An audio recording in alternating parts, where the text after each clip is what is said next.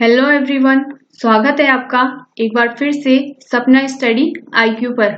आज हम इस वीडियो में पढ़ने वाले हैं दिल्ली सल्तनत के बारे में। तो जो दिल्ली सल्तनत का टाइम पीरियड होता है वो 1206 ईस्वी से लेकर 1526 ईस्वी तक रहता है और इस टाइम पीरियड में 5 वंशों के द्वारा शासन किया जाता है। तो वो 5 राजवंश कौन कौन से थे?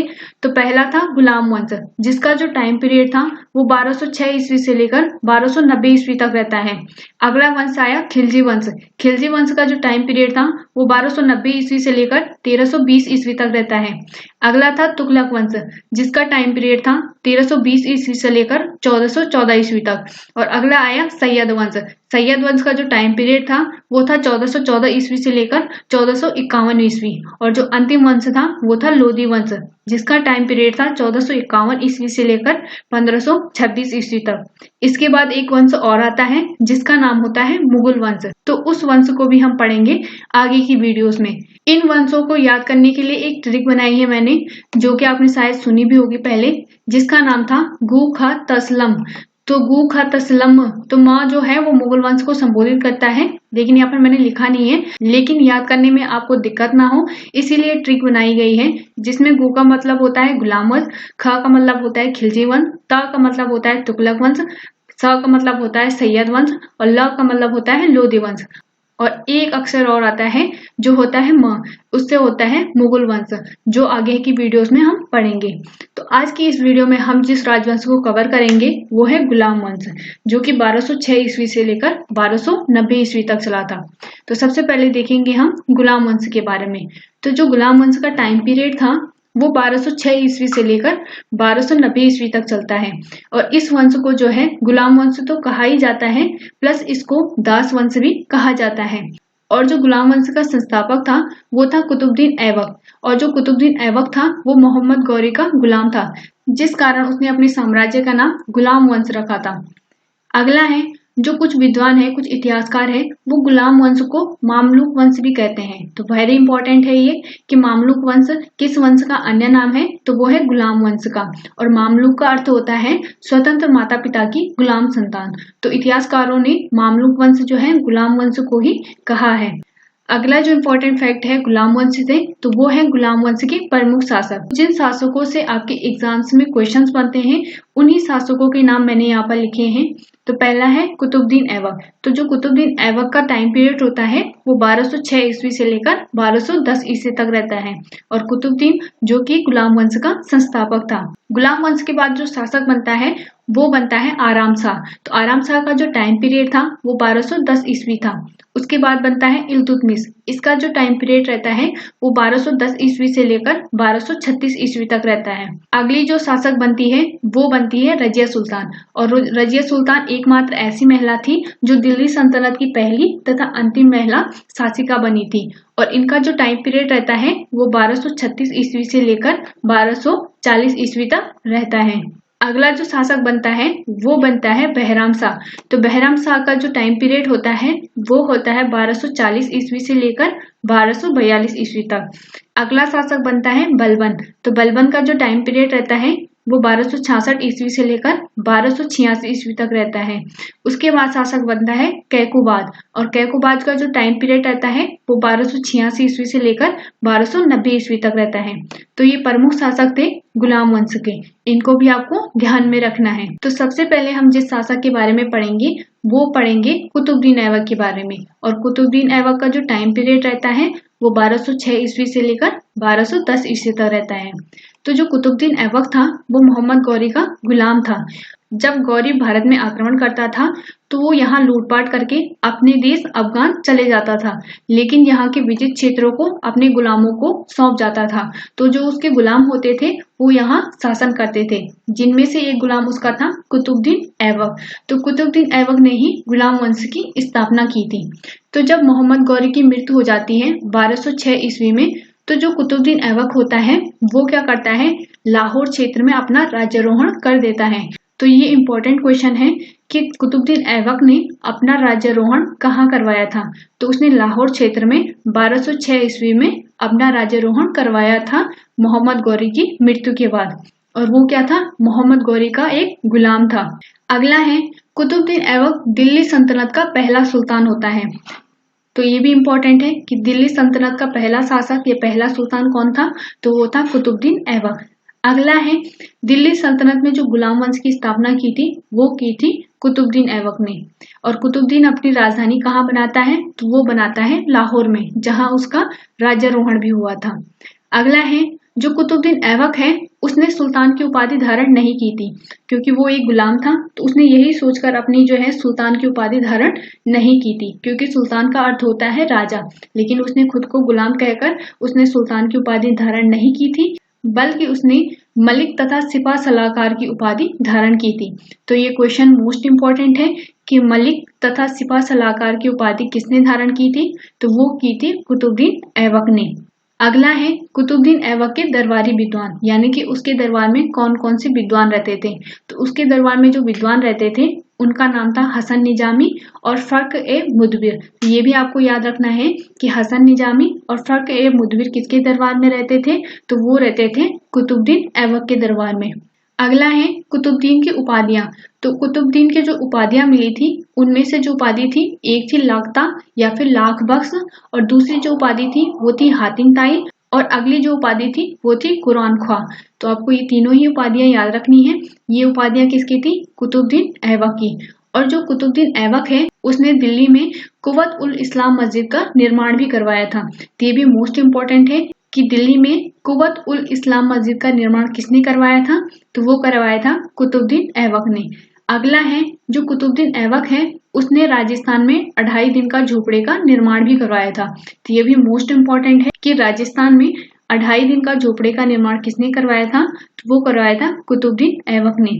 अगला है कुतुब मीनार। तो कुतुब मीनार की जो आधारशिला या फिर नींव रखी थी वो रखी थी कुतुबुद्दीन ऐबक ने, यानी कि जो उसके 2 मंजिलों का निर्माण करवाया था कुतुब मीनार के, वो कराया था कुतुबुद्दीन ऐबक ने। लेकिन कुतुबुद्दीन ऐबक कुतुब मीनार का कार्य पूर्ण नहीं करवा पाता, उससे पहले ही उसकी मृत्यु हो जाती है। तो जो कुतुबुद्दीन ऐबक का दास या फिर कुतुबुद्दीन ऐबक का दामाद होता है जिसका नाम होता है इल्तुतमिश, तो वो 3 मंजिलों का और निर्माण करता है कुतुब मीनार में, और 3 मंजिलों का निर्माण करवाकर इल्तुतमिश में जो है कुतुब मीनार का निर्माण कार्य पूर्ण करवा देता है। तो आपको ध्यान में रखना है कि जो कुतुब मीनार की आधारशिला या फिर नींव जिसने रखी थी वो तो रखी थी कुतुबुद्दीन ऐबक ने, लेकिन कुतुब मीनार का जो कार्य पूर्ण करवाया था यानी कि उसका निर्माण जो पूर्णता करवाया था वो कराया था इल्तुतमिश ने। और जो कुतुब मीनार का नाम रखा गया था वो सूफी संत ख्वाजा कुतुबुद्दीन बख्तियार काकी के नाम पर रखा गया था, यानी कि कुतुब मीनार का नाम कुतुबुद्दीन ऐबक के नाम पर ना रखकर सूफी संत ख्वाजा कुतुबुद्दीन बख्तियार काकी के नाम पर रखा गया था। ये मोस्ट इंपॉर्टेंट है, आपको ध्यान में रखना है, क्योंकि अक्सर बच्चे ये सोचते हैं कि जो कुतुब मीनार का नाम रखा गया है वो कुतुबुद्दीन ऐबक के नाम पर रखा गया है, लेकिन कुतुब मीनार का नाम कुतुबुद्दीन ऐबक के नाम पर ना रखकर बल्कि सूफी संत ख्वाजा कुतुबुद्दीन बख्तियार काकी के नाम पर रखा गया है। अगला है जब कुतुब मीनार का निर्माण कार्य पूर्ण हो जाता है तो उसके कुछ समय पश्चात ही जो कुतुब मीनार है उस पर बिजली गिर जाती है, जिसके कारण उसका जो ऊपरी हिस्सा है वो टूट जाता है। तो इसी के फलस्वरूप उसका जो पुनः निर्माण करवाता है कुतुब मीनार का वो कराता है फिरोज शाह तुगलक। तो कुतुब मीनार से आपको 3 शासकों के नाम याद रखने हैं। पहला रखना है आपको कुतुबुद्दीन ऐबक का जिसने कुतुब मीनार की नींव रखी थी। दूसरा शासक का नाम आपको याद रखना है इल्तुतमिश का, इल्तुतमिश जिसने कुतुब मीनार का पूर्णतः निर्माण करवाया था। और तीसरा रखना है आपको फिरोज शाह तुगलक का जिसने क्या कराया था, कुतुब मीनार का पुनः निर्माण करवाया था, क्योंकि जो कुतुब मीनार होती है उस पर बिजली गिर जाती है जिसके कारण उसका शीर्ष वाला हिस्सा टूट जाता है। अगला है जो कुतुबुद्दीन ऐबक था 1210 ईस्वी में लाहौर में चौगान खेलते हुए, जिसको वर्तमान समय में हम पोलो भी कहते हैं, पोलो गेम जो खेलते हैं आजकल, तो उसी को पहले चौगान कहा जाता था। तो चौगान खेलते हुए घोड़े से गिरकर कुतुबुद्दीन ऐबक की मृत्यु हो जाती है। तो ये क्वेश्चन मोस्ट इंपॉर्टेंट है, एग्जाम में बहुत बार ये क्वेश्चन बना है कि किस शासक की मृत्यु चौगान खेलते हुए हुई थी, तो वो हुई थी कुतुबुद्दीन ऐबक की, और वो कब हुई थी 1210 ईस्वी में। अगला है प्राचीन नालंदा विश्वविद्यालय को ध्वस्त करने वाला ऐबक का सहायक सेना नायक बख्तियार खिलजी था। मैंने आपको पिछली वीडियो में भी पढ़ाया था कि जो मोहम्मद गौरी होता है वो भारत में अपने 2 गुलामों को शासन करने के लिए छोड़ देता है। एक छोड़ता है वो कुतुबुद्दीन ऐबक को और दूसरा छोड़ता है बख्तियार खिलजी को। जो बख्तियार खिलजी होता है नालंदा विश्वविद्यालय को ध्वस्त करा देता है। और ये क्वेश्चन भी एग्जाम में बहुत बार पूछा गया है कि नालंदा विश्वविद्यालय को ध्वस्त किसने कराया था। तो वो ऐबक के ही सहायक सेना नायक बख्तियार खिलजी ने करवाया था। तो ये मोस्ट इंपॉर्टेंट है, ये भी आपको ध्यान में रखना है। अगला है, जो कुतुबुद्दीन ऐबक होता है, जब उसकी मृत्यु हो जाती है तो उसके बाद जो शासक बनता है वो बनता है आराम शाह, और आराम शाह जो होता है वो कुतुबुद्दीन ऐबक का ही पुत्र होता है। लेकिन आराम शाह एक अयोग्य शासक होता है, जिसको हटाकर इल्तुतमिश 1211 ईस्वी में स्वयं शासक बन जाता है। और जो इल्तुतमिश होता है वो कुतुबुद्दीन ऐबक का गुलाम और दामाद होता है। अब आगे हम देखेंगे इल्तुतमिश के बारे में। तो इल्तुतमिश का जो शासन काल होता है, टाइम पीरियड होता है, वो होता है 1211 ईस्वी से लेकर 1236 ईस्वी तक। आराम शाह को गद्दी से हटाने के बाद जो इल्तुतमिश होता है वो अगला शासक बनता है गुलाम वंश का। और इल्तुतमिश क्या होता है, तुर्किस्तान का इलबरी तुर्क होता है। ये भी आपको ध्यान में रखना है कि जो इल्तुतमिश होता है वो तुर्किस्तान का इलबरी तुर्क था। अगला है, जो इल्तुतमिश होता है वो कुतुबुद्दीन का दामाद होता है या गुलाम होता है, यानी कि वो गुलाम तो होता ही है, बाद में उसकी पुत्री से विवाह करके वो उसका दामाद भी बन जाता है। और जब कुतुबुद्दीन शासन कर रहा होता है तो उस टाइम पे जो इल्तुतमिश होता है वो बदायूं का सूबेदार होता है। तो क्वेश्चन बन सकता है कि कुतुबुद्दीन ऐबक के शासन काल में इल्तुतमिश कहाँ का शासक था, तो वो था बदायूं का। अगला है, जो इल्तुतमिश है उसने दिल्ली को अपनी राजधानी बनाया था, यानी कि जो कुतुबुद्दीन ऐबक था उसने तो अपनी राजधानी लाहौर को बनाया था, लेकिन जब इल्तुतमिश शासन करता है तो उस टाइम पे वो लाहौर से अपनी राजधानी को स्थानांतरित करके दिल्ली में अपनी राजधानी बना देता है। तो ये भी इम्पोर्टेंट है, आपको याद रखना है। अगला है, 1229 ईस्वी में बगदाद के खलीफा से इल्तुतमिश ने सुल्तान की उपाधि धारण की थी। तो क्वेश्चन बन सकता है कि गुलाम वंश का ऐसा प्रथम शासक जिसने सुल्तान की उपाधि धारण की थी तो वो की थी इल्तुतमिश ने, क्योंकि जो कुतुबुद्दीन ऐबक था उसने सुल्तान की उपाधि धारण नहीं की थी, बल्कि उसने मलिक तथा सिपा सलाहकार की उपाधि धारण की थी। लेकिन जब इल्तुतमिश आता है तो वो सुल्तान की उपाधि धारण कर लेता है। कब? 1229 ईस्वी में।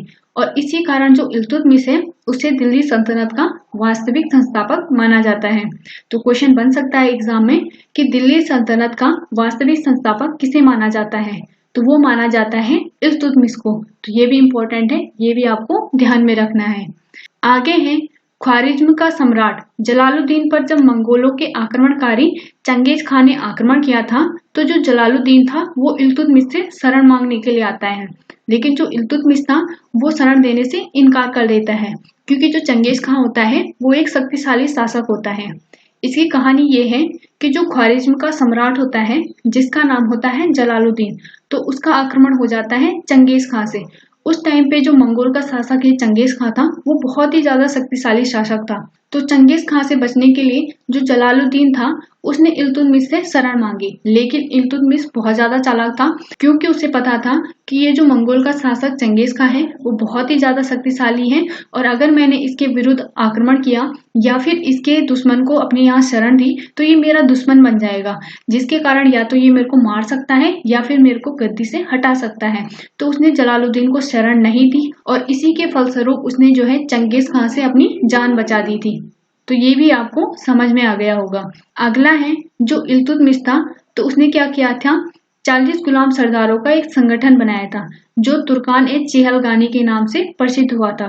तो क्वेश्चन एग्जाम में बहुत बार बना है कि तुर्कान-ए-चेहलगानी नामक संगठन की स्थापना किसने की थी, तो वो की थी इल्तुतमिश ने। तो ये भी आपको ध्यान में रखना है। आगे है कि इल्तुतमिश ने कौन कौन से प्रमुख युद्ध जीते थे, तो उसने 1215 ईस्वी में तराइन के तृतीय युद्ध में ताजुद्दीन इल्दोज को पराजित किया था, यानी कि 1215 ईस्वी में जब तराइन का तृतीय युद्ध हुआ था जो कि इल्तुतमिश और ताजुद्दीन इल्दोज के बीच हुआ था, तो उसमें जो पराजित हुआ था वो हुआ था ताजुद्दीन इल्दोज। आगे है, 1217 ईस्वी में मंसूरा के युद्ध में नसरुद्दीन कुबाजा को इसने पराजित किया था। अगला है, 1226 ईस्वी में बंगाल के शासक गयासुद्दीन को पराजित करके बंगाल क्षेत्र को इसने जीता था। अगला जो इसने युद्ध जीता था वो जीता था 1227 ईस्वी में, जिसमें उसने नसीरुद्दीन कुबाजा को पराजित करके मुल्तान तथा सिंध क्षेत्र को जीता था। अगला जो युद्ध लड़ा था उसने 1235 ईस्वी में लड़ा था, जिसमें उसने पंजाब के खोखरों के विरुद्ध युद्ध किया था और इस युद्ध में भी उसको विजय प्राप्त हुई थी। तो ये कुछ इंपॉर्टेंट उसकी विजय वाले युद्ध हैं जो आपको ध्यान में रखना है, जिसमें से प्रमुख है तराइन का तृतीय युद्ध, मंसूरा का युद्ध, बंगाल के शासक गयासुद्दीन को पराजित करके जब उसने बंगाल को जीता था, तो ये भी इम्पोर्टेंट है। और जब उसने मुल्तान और सिंध को जीता था नसीरुद्दीन कुबाजा को हराकर। और अगला जो उसने युद्ध लड़ा था वो लड़ा था पंजाब के खोखरों के विरुद्ध, और इसमें भी उसने विजय प्राप्त की थी। अगला जो इम्पोर्टेंट काम किया था इल्तुतमिश ने, वो उसने किया था, उसने जो है 3 प्रकार की प्रणालियां अपने शासनकाल में चलाई थी। तो कौन कौन सी वो महत्वपूर्ण प्रणालियां थी? तो पहली थी इक्ता प्रणाली, जिसमें क्या होता था कि धन के स्थान पर वेतन के रूप में भूमि प्रदान की जाती थी। तो इक्ता प्रणाली मोस्ट इम्पोर्टेंट है कि किसके द्वारा चलाई गई थी? तो वो चलाई गई थी कुतुबुद्दीन ऐबक के दामाद या फिर गुलाम इल्तुतमिश के द्वारा। और इक्ता प्रणाली में क्या होता था? इसमें धन के स्थान पर वेतन के रूप में भूमि प्रदान की जाती थी, यानी कि आप धन दो और हम आपको भूमि देंगे। तो ये जो है इक्ता प्रणाली होती थी। अगला है सेना। तो इस प्रणाली में उसने क्या किया था कि 40 तुर्क सरदारों का एक सलाहकार परिषद बनाया था, जिसे तुर्काने चहलगामी भी कहा गया।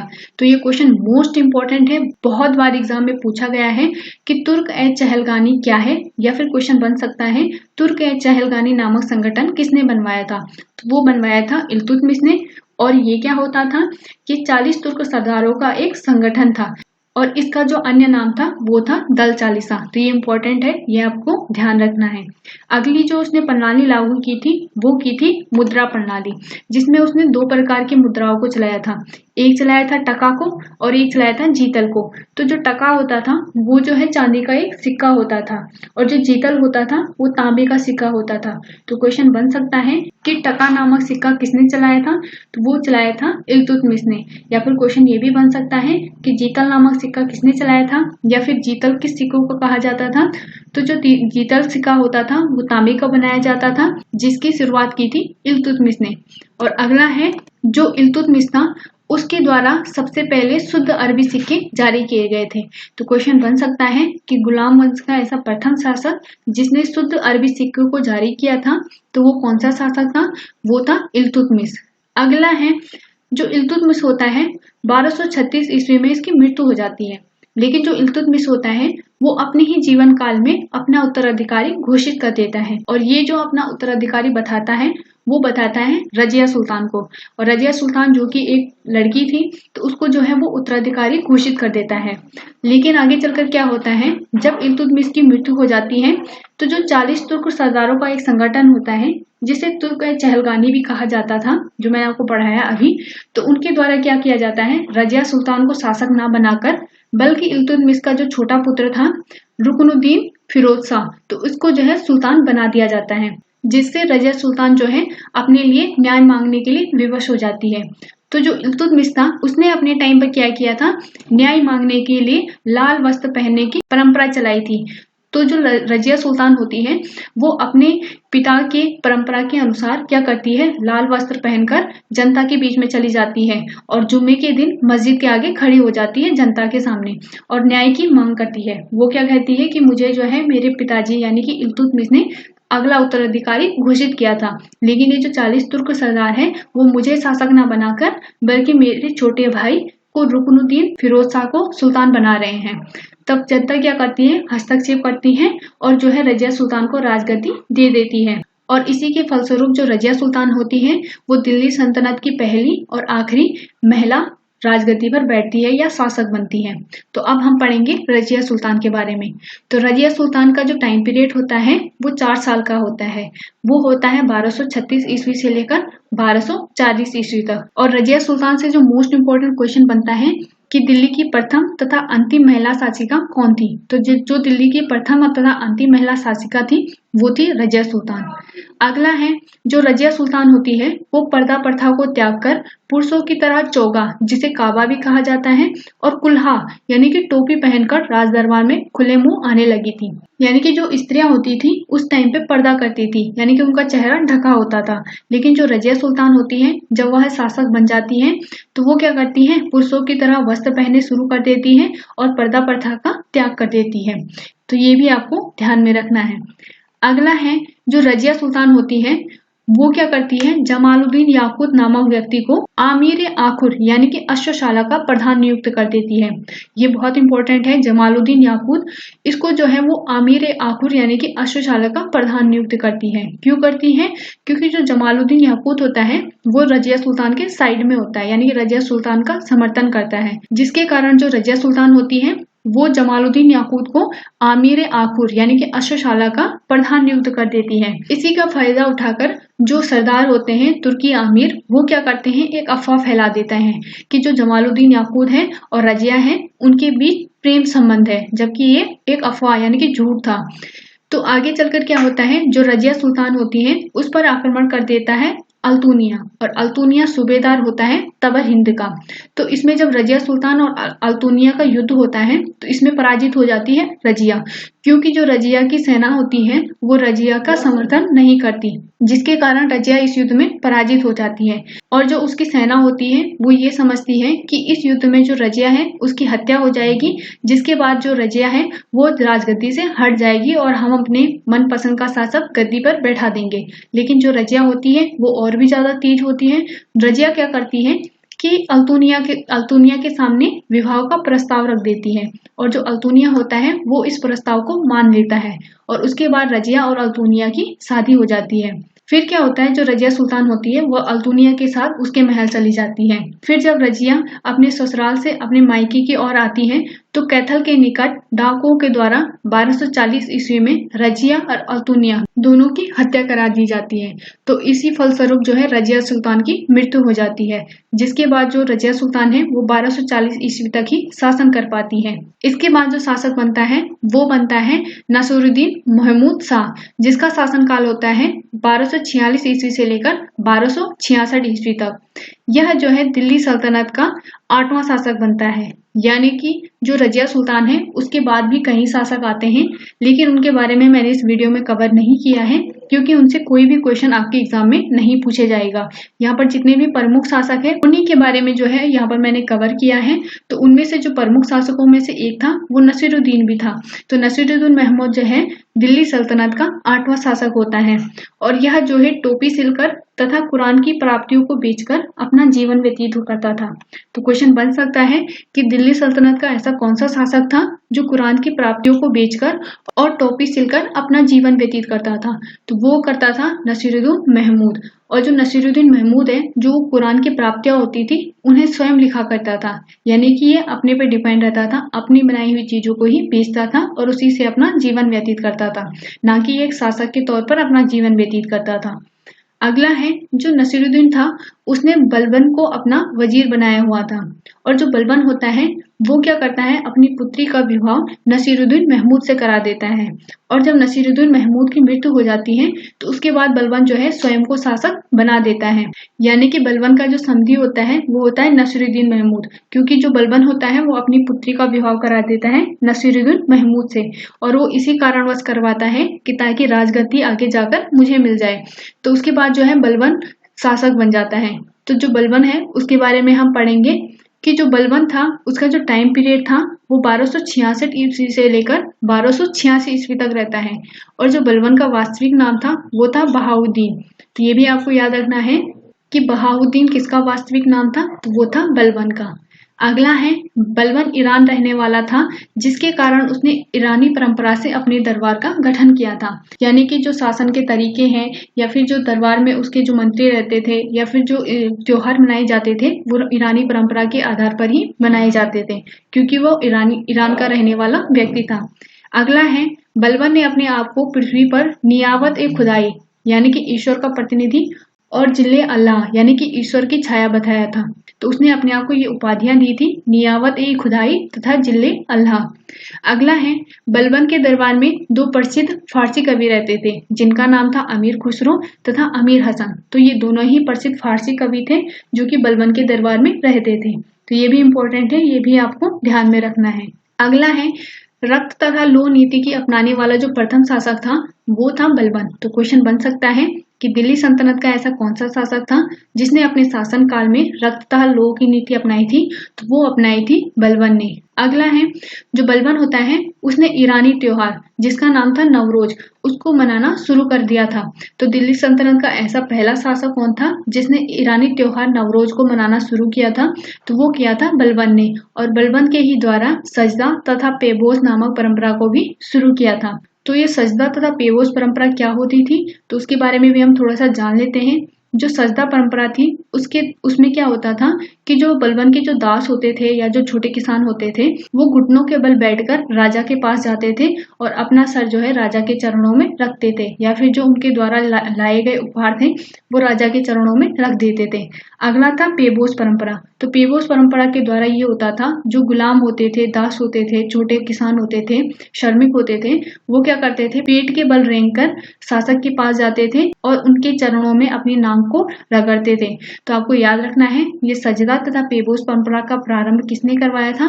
तो वो करवाया था बलबन ने, और इसके बारे में भी मैंने आपको बता दिया था कि ये परंपरा कैसे निभाई जाती थी। अगला है जो बलबन है उसने तुर्कान चहलगानी को समाप्त किया था। तुर्कान चहलगानी मैंने अभी पढ़ाया आपको, जो क्या होता था 40 तुर्क सरदारों का एक संगठन था जिसकी स्थापना किसने की थी? इल्तुतमिश ने। तो इस तुर्कान चहलगानी को जो समाप्त करता है, इसका जो पतन करता है वो करता है बलबन। अगला है नसीरुद्दीन महमूद ने बलबन को उलुग खां की उपाधि दी थी। तो क्वेश्चन बन सकता है कि उलुग खां की उपाधि किसको प्राप्त थी? तो वो थी बलबन को। अगला है जो बलबन के बाद शासक बनता है वो होता है कैकुबार, लेकिन ये एक अयोग्य शासक होता है जिसके टाइम पीरियड में कोई भी ऐसा कार्य नहीं होता जो आपके एग्जाम में पूछा जाए। अगला है जो कैकुबाद है उसके बाद जो गुलाम वंश का अंतिम शासक बनता है वो बनता है क्यूमर्स। तो क्यूमर्स जो है कैकुबाद के बाद शासक बनता है और ये अंतिम शासक होता है गुलाम वंश का। और जो क्यूमर्स होता है उसकी हत्या करता है जलालुद्दीन खिलजी 1290 ईस्वी में, और जो जलालुद्दीन खिलजी है यही जो है खिलजी वंश की स्थापना करता है। तो खिलजी वंश के बारे में पढ़ेंगे हम अगली वीडियो में। तो जितना भी इम्पोर्टेंट था गुलाम वंश के शासकों के बारे में, उनके द्वारा किए गए कार्य, वो सारे मैंने इस वीडियो में कवर करा दिए हैं। अब देखेंगे हम MCQ सीरीज। तो पहला क्वेश्चन है अजमेर में 2.5 दिन का झोपड़ा नामक मस्जिद का निर्माण किसने करवाया था? तो जो अजमेर में 2.5 दिन का नामक झोपड़ा मस्जिद का निर्माण करवाया था वो कराया था कुतुबुद्दीन ऐबक ने। अगला है गुलाम वंश की स्थापना किसने की थी? तो जो गुलाम वंश की स्थापना की थी वो की थी कुतुबुद्दीन ऐबक ने 1209 ईस्वी में। और ये इसका समापन कब होता है गुलाम वंश का? तो वो होता है 1290 ईस्वी में। अगला आपको इसमें याद रखना है कि गुलाम वंश का अंतिम शासक कौन था? वो था क्यूमर्स। और गुलाम वंश के बाद जो वंश आता है उसका नाम होता है खिलजी वंश। अगला है तुर्कान चहलगानी नामक संगठन की स्थापना किसने की थी? तो वो की थी इल्तुतमिश ने। ये एक 40 तुर्क सरदारों का एक संगठन होता था। अगला है अमीर खुसरो अमीर हसन नामक कवि किसके दरबार में रहते थे? तो वो रहते थे बलबन के दरबार में, और ये जो है फारसी कवि होते थे। अगला है नालंदा विश्वविद्यालय को किसने ध्वस्त कराया था? तो वो कराया था बख्तियार खिलजी ने। अगला है दिल्ली सल्तनत की पहली तथा अंतिम महिला शासिका कौन थी? तो वो थी रजिया सुल्तान। अगला है इल्तुतमिश ने अपनी राजधानी कहाँ बनाई थी? तो जो इल्तुतमिश ने अपनी राजधानी बनाई थी वो बनाई थी दिल्ली, और जो कुतुबुद्दीन ऐबक था उसने अपनी राजधानी बनाई थी लाहौर, और लाहौर से ही स्थानांतरित करके जो इल्तुतमिश है वो अपनी राजधानी बना देता है दिल्ली। तो ये भी आपको ध्यान में रखना है। तो आज की वीडियो में जितने भी इम्पोर्टेंट टॉपिक थे गुलाम वंश से संबंधित वो सारे मैंने इस वीडियो में कवर करा दिए हैं। तो आई होप आपको वीडियो अच्छा लगा हो। अगर वीडियो अच्छा लगा हो तो प्लीज़ चैनल को सब्सक्राइब और वीडियो को लाइक शेयर ज़रूर कीजिए। आज के लिए बस इतना ही। Thank you so much everyone. Thank you.